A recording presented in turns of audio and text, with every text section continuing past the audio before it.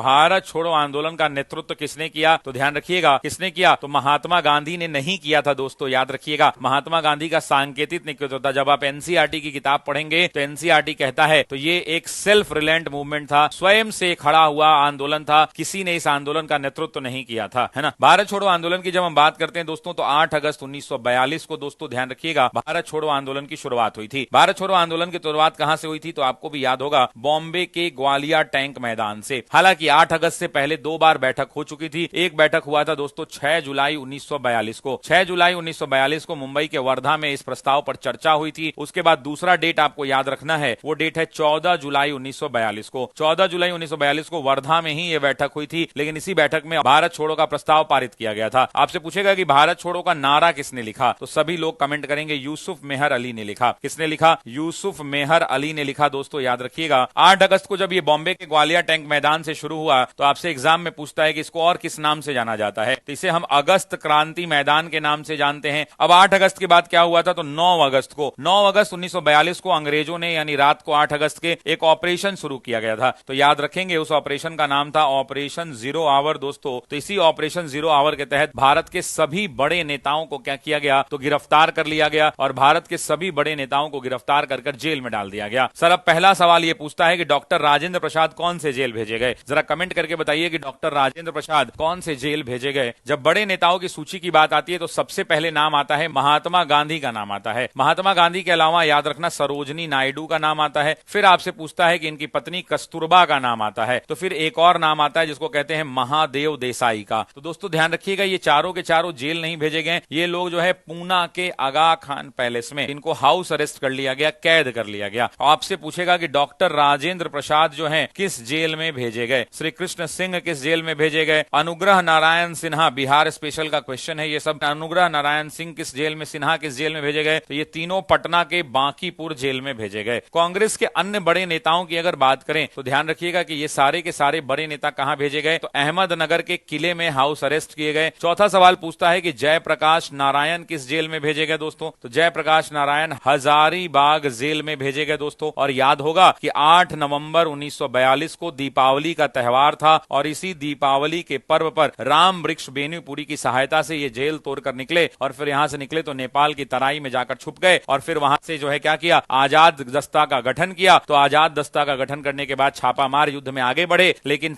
नेपाल ने हमारे छाती में खंजर घोंप दिया और नेपाल ने जयप्रकाश नारायण को गिरफ्तार कर दिया। इसलिए आप लोग नेपाल घूमने मत जाइएगा, नेपाल बहुत गद्दारी किया हम लोगों के साथ, है ना। नेपाल ने ही इनको पकड़वा दिया था, नहीं तो अगर ये नहीं पकड़े जाते, है ना।